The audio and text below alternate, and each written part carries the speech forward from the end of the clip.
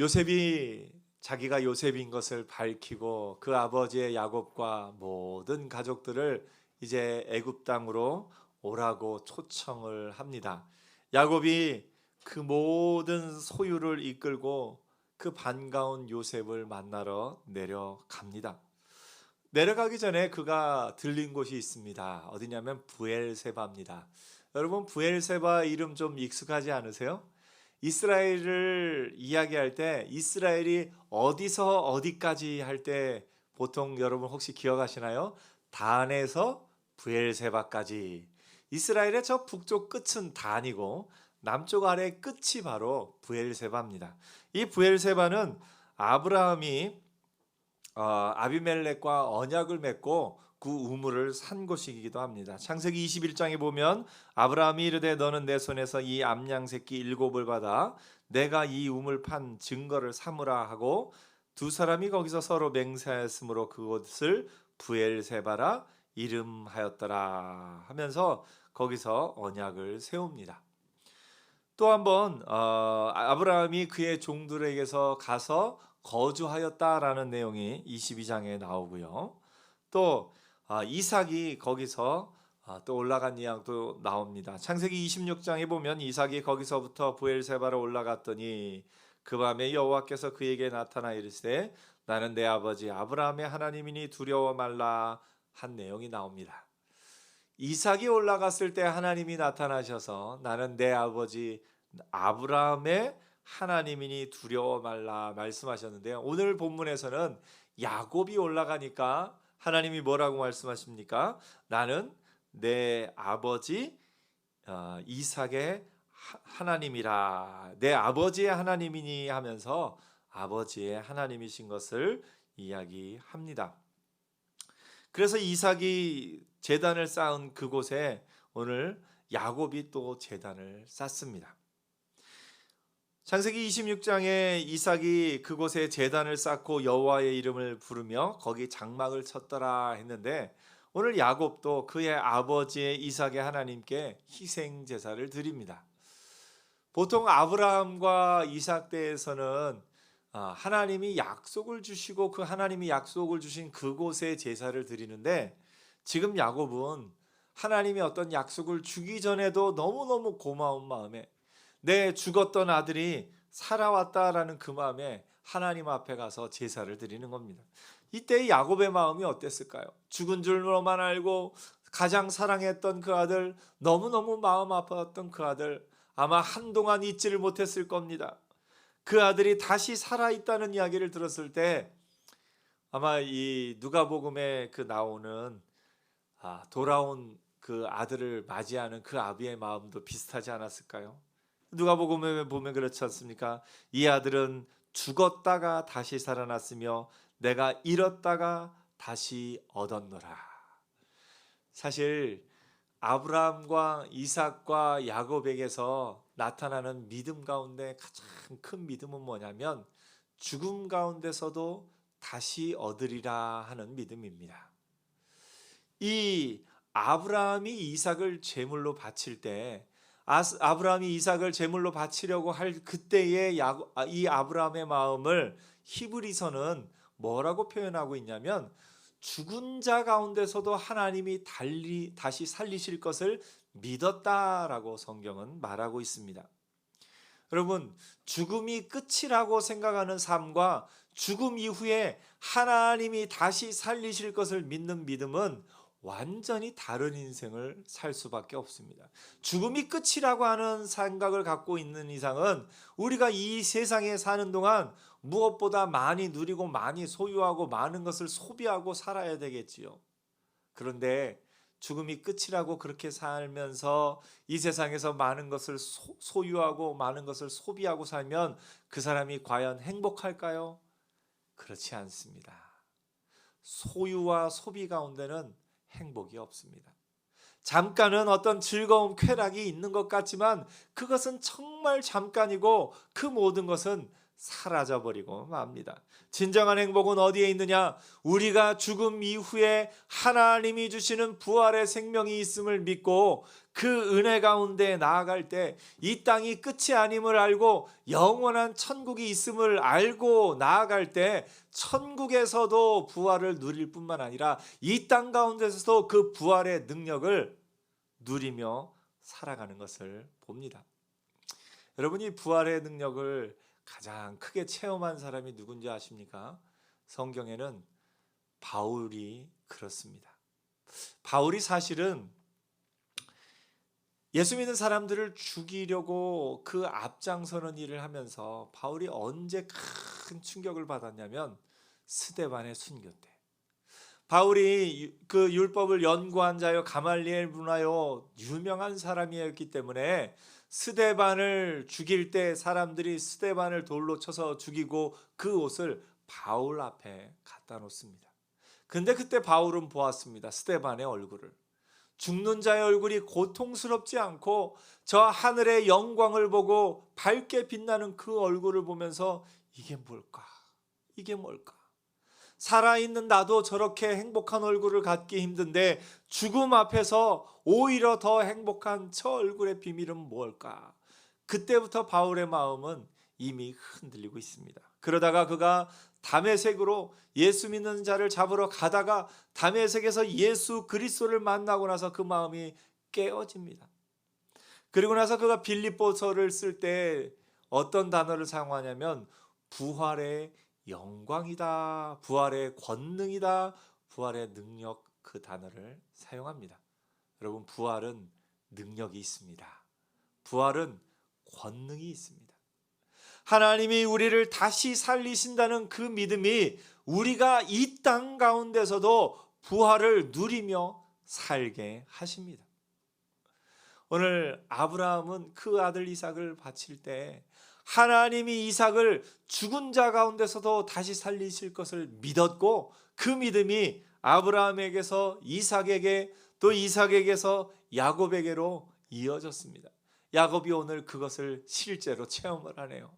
내 아들 요셉이 죽은 줄 알았는데 하나님이 나에게 다시 주셨구나. 야곱은 그것이 너무너무 감사해서 하나님이 어떤 언약을 드리기 전에 그의 아버지 이삭이 제사를 드렸던 그곳에 가서 하나님 앞에 희생 제사를 드립니다. 브엘세바에 이르러 그의 아버지 이삭이 하나님께 희생 제사를 드리는데 하나님이 그 밤 이상 중에 야곱에게 나타나서 이르십니다. 야곱아, 야곱아. 이름을 두 번 부른 건 참 의미가 있죠. 오늘 우리는 이름 두 번 잘 안 부르죠. 네. 야곱아, 야곱아. 성경에 이름을 두 번 부르는 경우가 몇 번 나옵니다. 하나님이 모세를 부르실 때 뭐라고 부르셨냐면 모세야, 모세야. 또 사무엘을 부르실 때 사무엘아, 사무엘아 하고 두 번 부르신 것을 성경이 기록하고 있습니다. 또 다메섹 도상에서 사울을 부르실 때 사도행전 9장에 소리가 있어 이르시되 사울아 사울아 하면서 하나님이 부르신 것을 봅니다. 하나님이 야곱을 부르면서 야곱아 야곱아 야곱이 이르되 내가 여기 있나이다. 하나님이 이르시되 나는 하나님이라 내 아버지의 하나님이니 하나님이 하나님이심을 먼저 드러냅니다. 그러면서 애굽으로 내려가기를 두려워하지 말라 말씀하십니다. 사실 야곱의 마음 가운데는 두려움이 있습니다. 그가 지냈던 어떻게 보면 그가 멀리 떠나봤기 때문에 압니다. 고향을 떠나서 그 밧달 아람으로 가서 결혼하여 살기까지 그곳에서 지내보았기 때문에 나그네의 삶이 어떤지 야곱은 가장 잘 알고 있습니다. 그 야곱이 이제 또 가족들을 데리고 애굽으로 나그네로 내려갑니다. 아마 야곱의 마음에는 내 삶이 참 이런 일이 있구나 하면서 힘들어하고 약간 두려워할 수 있습니다. 왜냐하면 애굽은 작은 나라가 아니라 큰 나라였습니다. 애굽의 나라에 가서 그 나라의 왕이나 그 누구에게 조금이라도 잘못하면 나와 내 가족들은 그 애굽이란 나라를 견디기 어려울 만큼 큰 나라입니다. 그래서 야곱이 두려워하는데 그 두려움을 아시고 하나님께서 애굽으로 내려가기를 두려워하지 말라 말씀하십니다. 오늘 우리의 삶 가운데도 애굽을 만날 때가 있습니다. 내가 감당하기 어려운, 내가 그곳에 가서 내가 감당하기 어려운 애굽으로 내려갈 때가 있습니다. 오늘 여러분, 내가 감당하기 어려운 애굽을 만날 때 오늘 야곱에게 주신 이 하나님의 말씀을 기억하는 은혜가 있었으면 좋겠습니다. 두려워하지 말라. 사람의 마음에 평생 동안 안 좋은 영향을 끼치는 것 가운데 제일 큰 것이 두려운 마음입니다. 두려움입니다. 그래서 성경에도 어떤 하나님이 주시는 명령 가운데 어떤 명령이 많이 나오냐면 두려워하지 말라. 하나님이 우리를 아시는 거죠. 우리가 얼마나 두려움에 쉽게 휩싸일 수 있는 존재인 것을 알기 때문에 그렇습니다. 우리가 두려워할 수밖에 없는 이유는 내가 내 능력으로 내 힘으로 다 할 수 없음을 알기 때문에 그렇습니다. 내가 내 힘으로 할 수 있다고 잠깐 착각할 때는 두려움이 없습니다. 그래서 내가 내 힘으로 다 할 수 있다고 착각할 때는 이것도 하고 저것도 하고 두려움 없이 나갈지 모르지만 곧 깨닫게 됩니다. 아, 내 힘으로 할 수 없는 것이 더 많구나. 참으로 이 세상 살아가는 동안에는 내 힘으로 할 수 있는 것보다 할 수 없는 것이 더 많습니다.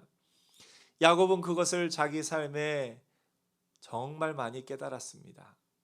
형에게서 팥죽 한 그릇으로 장자권을 살 때까지만 해도 그 아버지 이삭을 속이고 그 형의 옷을 입고 가서 그 아버지의 축복을 받을 때만 해도 야, 내 힘으로 이것들을 할 수가 있네? 아마 엄마의 뱃속에서부터 형의 발을 잡고 내가 좀 먼저 나가야 돼 했던 그 야곱이었기 때문에 살아가면서 자신의 그런 어떤 것으로 할 수 있다라고 생각했을 때 야곱은 아마 내 힘으로 할 수 있구나 착각했을 겁니다. 그래서 용기 있게 바다나람으로 갑니다. 때로는 두려움도 있었지만 또 바다나람으로 갑니다. 그곳에서도 그 삼촌을 통해서 이런저런 일을 겪으면서 내 힘으로 할 수 있는 것도 있지만 할 수 없는 것도 있구나 아마 크게 깨달았을 겁니다. 다시 고향으로 돌아오면서는 에서를 만나기 전에 야곱의 그 두려움이 극대화됩니다.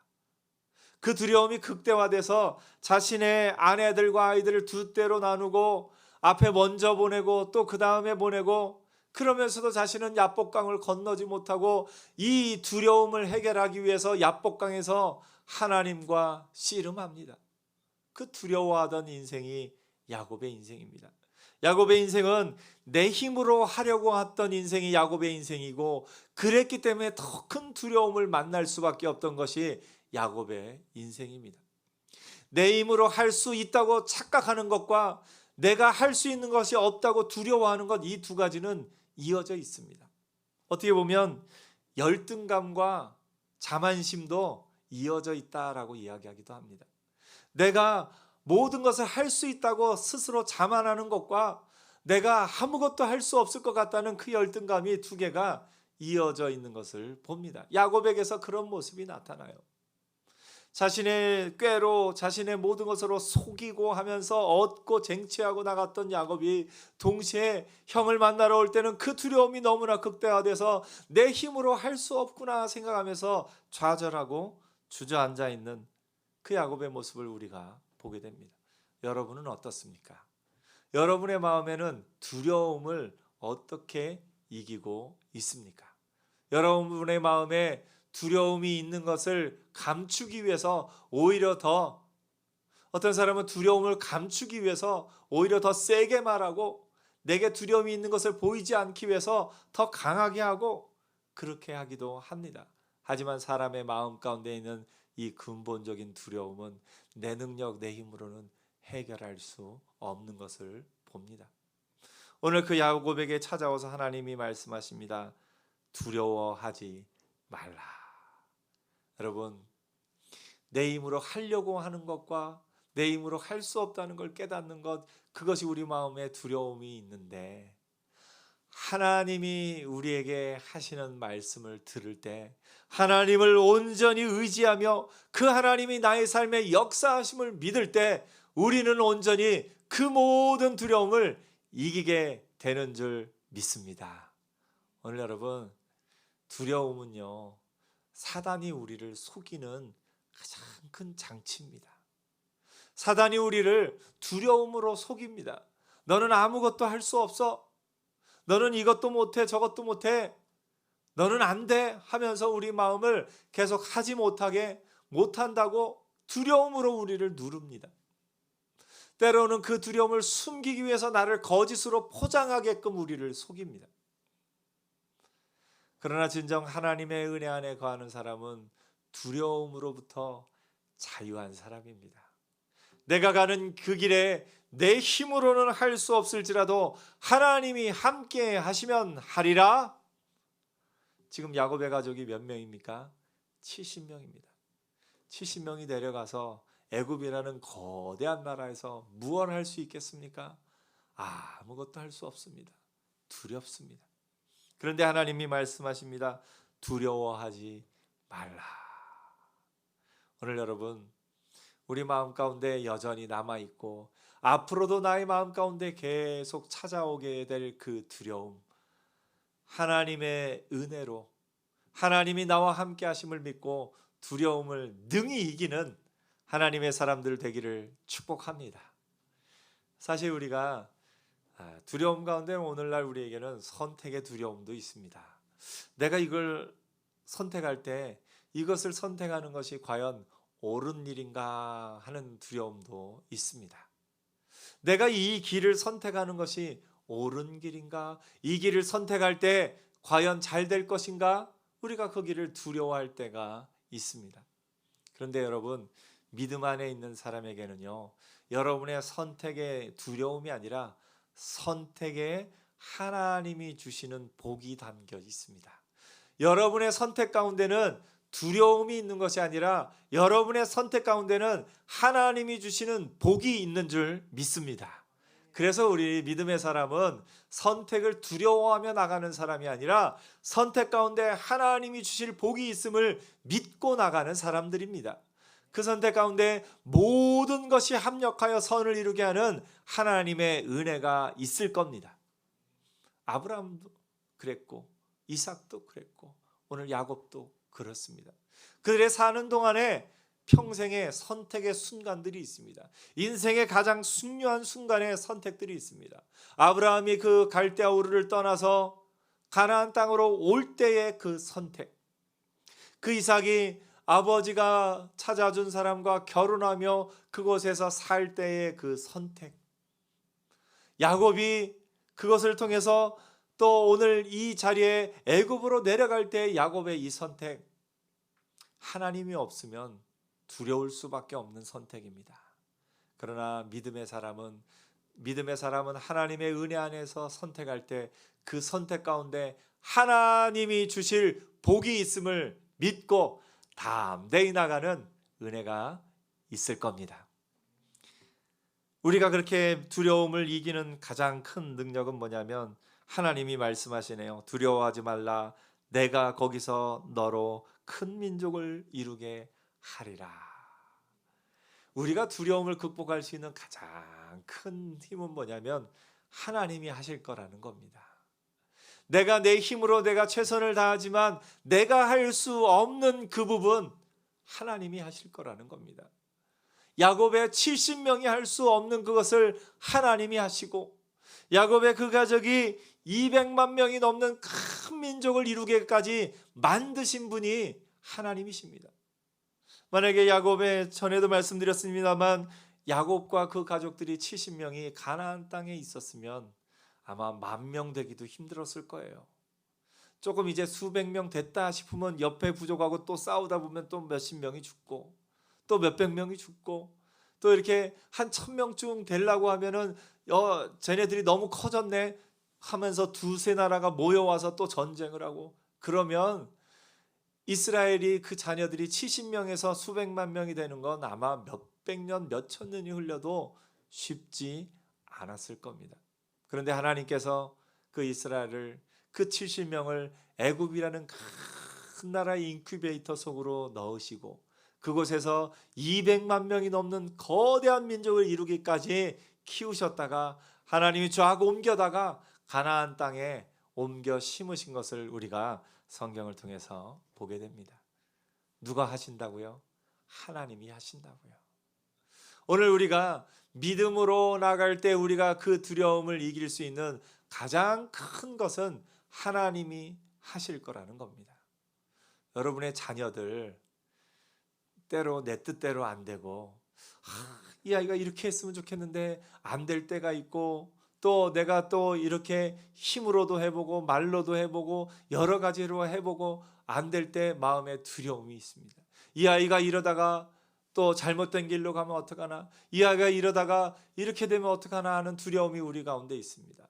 그래서 엄마 아빠들은 사실은 부모들은 그 두려움을 이기기 위해서 그 아이에게 또 강하게 해서라도 어떻게 해서라도 그 두려워하지 않는 방법을 선택하려고 합니다.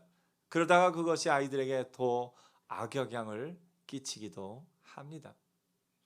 믿음의 사람들은 때로 그 아이가 잘못된 길로 가면 바로잡는 것, 그것과 또 그런 모든 것 이외에 이 아이의 앞길에 하나님이 하실 것이라는 믿음이 있을 때 우리가 그 두려움을 능히 이길 수 있습니다. 오늘 여러분 성경이 뭐라고 말하느냐면요, 의인의 후손이 이 땅에서 강성하며, 의인의 후손이 이 땅에서 강성하리라. 의인의 후손이 땅에서 걸식함을 보지 못하였노라. 성경이 말하고 있습니다. 저와 여러분의 믿음의 자녀들은 이 땅에서 하나님이 함께 하심으로 말미암아 강성하게 될 겁니다. 아멘. 우리가 두려워하는 그 모든 것 가운데 내 힘에 내 능력으로 다 하려고 하기 때문에 오히려 내 능력으로 할 수 없음을 깨닫고 두려워하는 그 두려움이 우리의 마음을 짓누를 때가 있습니다. 그럴 때 하나님을 믿으십시오. 하나님이 하실 겁니다. 옆에 한번 얘기해 주세요. 하나님이 하실 겁니다. 아멘. 하나님이 뭐라고 말씀하시면 내가 거기서 우리는 내가 거기서 하는데 하나님이 내가 거기서 말씀하시네요. 오늘 여러분 하나님이 여기서, 우리 입장에서 볼 때는 하나님이 여기서, 하나님이 이 땅에서 역사하실 겁니다. 길을 만드시는 주, 우리 아까 찬양했죠. 길을 만드시는 주. 이스라엘이 홍해 앞에 도착했을 때 앞에는 홍해가 가로막고 있고 뒤에는 애굽의 군대가 쫓아옵니다. 인간적인 생각으로는 도저히 더 이상 길이 없어요. 애굽의 군대가 쫓아오고 앞에 홍해가 막혀 있기 때문에 인간적인 생각으로는 길이 없어요. 그런데 하나님은 어떤 하나님이시요? 길을 만드시는 주. 홍해를 갈라서 그 바다 밑에 길을 내시고 우리를 건너가게 하신 하나님이 우리의 하나님이십니다. 그 하나님이 여러분의 앞길을 주장하고 여러분의 앞길을 붙잡아 주시기 때문에 우리는 두려움 없이 담대하게 나가는 줄 믿습니다. 그래서 여기서 하나님이 내가 거기서 말씀하신 것을 우리가 우리 삶에 받아들이면서는 하나님이 여기서 하나님의 역사를 이루실 것이다. 여러분의 삶의 터전을, 여러분의 가정과 여러분의 직장과 여러분의 학교를 놓고 한번 선포해 봅시다. 하나님이 여기서 하나님의 일을 이루실 겁니다. 하나님의 일을 이루실 겁니다. 아멘. 여러분의 직장 가운데, 여러분의 가정 가운데, 여러분의 학교 가운데, 여러분의 삶의 모든 터전 가운데 하나님이 약속해 주시네요. 내가 거기서 너로 큰 민족을 이루고 우리의 모든 연약함과 부족함과 두려움과 우리의 모든 것에도 불구하고 하나님은 우리를 통해서 하나님의 역사를 이루어 가실 겁니다. 그러므로 여러분 두려워하지 마십시오. 두려워하지 마십시오. 사단은 두려움으로 우리를 붙잡아서 두려움으로 우리를 자신의 수하로 끌고 가려고 합니다. 그런데 우리가 하나님을 믿고 두려워하지 않으면 사단은 도망갈 수밖에 없습니다. 오늘 여러분 두려움, 하나님이 말씀하시네요. 내가 여기서, 하나님께서 여기서 역사하심을 온전히 믿고 다음 데이 내려갔던 야곱처럼 오늘 우리도 담대하게 우리 삶의 터전을 향해서 나가는 은혜가 있기를 축복합니다. 내가 너와 함께 애굽으로 내려가겠고 반드시 너를 인도하여 다시 올라올 것이며, 하나님이 약속하신 것처럼 오늘 저와 여러분에게 하나님이 약속하십니다. 내가 너와 함께하리라. 성경에 두려워 말라 하는 명령 다음에는 항상 함께 나오는 말이 내가 너와 함께하리라. 저 여호수아, 모세의 뒤를 이어서 이스라엘을 이끌었던 여호수아에게도 하나님이 말씀하시네요. 두려워 말라, 내가 너와 함께하리라. 오늘 여러분, 내가 거기서, 하나님이 여기서 하나님의 일을 이루실 것을 온전히 믿고 삶의 모든 선택 가운데 나의 선택에는 하나님이 주실 복이 있다. 내가 하는 일 가운데는 하나님이 주실 하나님의 역사가 있다. 담대히 믿고 나가는 하나님의 사람들 되기를 축복합니다. 기도하겠습니다.